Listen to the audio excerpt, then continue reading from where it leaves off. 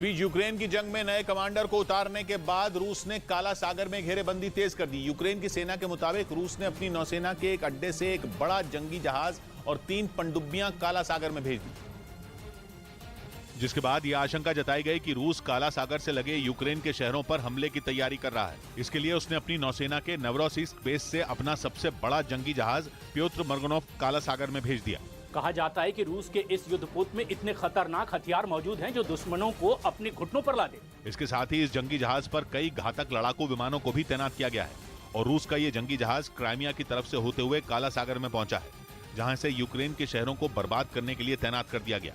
और फिर सिर्फ रूस का ये खतरनाक युद्धपोत ही नहीं बल्कि 3 पनडुब्बियां भी ब्लैक सी में दाखिल हो चुकी है। ये कोई ऐसी वैसी पनडुब्बियां नहीं है बल्कि परमाणु हथियार ले जाने वाली मिसाइल से लैस घातक पनडुब्बियां हैं, जिन्हें यूक्रेन के सीने पर लाकर बिठा दिया गया। जिसके बाद यूक्रेन के दक्षिण और दक्षिण पूर्व के शहरों पर खतरा मंडराने लगा, क्योंकि ऐसा पहली बार हुआ है जब रूस ने अपने नवरोसिस्क बेस में मौजूद 4 पनडुब्बियों में 3 को एक साथ कहीं जंग में भेजा हो। यानी रूस अगर इस बार काला सागर से यूक्रेन पर हमला बोलेगा तो फिर वो आर पार की लड़ाई होगी। कहा जा रहा है कि रूस की इन पनडुब्बियों पर वही कलिब्र मिसाइलें तैनात हैं जिन्होंने यूक्रेन को पहले भी अच्छी खासी चोट पहुंचाई थी। इसके साथ ही पुतिन ने यूक्रेन में जंग की कमान संभाल रहे कमांडर सर्गेई सुरविकिन को हटाकर वैलेरी गेरासिमोव को नया कमांडर बना दिया, जिसके बाद यूक्रेन पर भीषण हमला तय माना जा रहा है।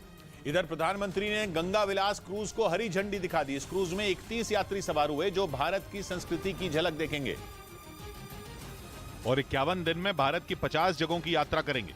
प्रधानमंत्री ने वीडियो कॉन्फ्रेंसिंग के जरिए गंगा विलास क्रूज को हरी झंडी दिखाई, जिसके बाद विश्व की सबसे लंबी रिवर क्रूज यात्रा वाराणसी से शुरू हो गई। पूर्वी भारत के अनेक पर्यटक स्थल वर्ल्ड टूरिज्म मैप में और प्रमुखता से आने वाले हैं। गंगा विलास क्रूज में किसी 5 स्टार होटल जैसी सुविधाएं हैं और इसे गंगा बेल्ट में धार्मिक पर्यटन को बढ़ावा देने के लिए शुरू किया गया है। उधर अमेरिका ने खुली चेतावनी दी कि उसकी सैटेलाइटों को नुकसान पहुंचाने की कोशिश हुई तो वो हमला करने से भी नहीं चूकेगा। ये चेतावनी ऐसे समय में आई जब चीन और रूस को अंतरिक्ष में बढ़ते खतरे की तरह देखा जा रहा है। अमेरिका कुछ ही दिनों में जापान के साथ अंतरिक्ष में सुरक्षा से जुड़ा एक समझौता करने वाला है और उससे पहले ही अमेरिका ने चीन और रूस को बड़ी नसीहत दे दी। अमेरिका ने साफ बोल दिया कि उसकी और जापान की सैटेलाइट पर वार हुआ तो फिर वो हमला करने से भी नहीं चूकेगा।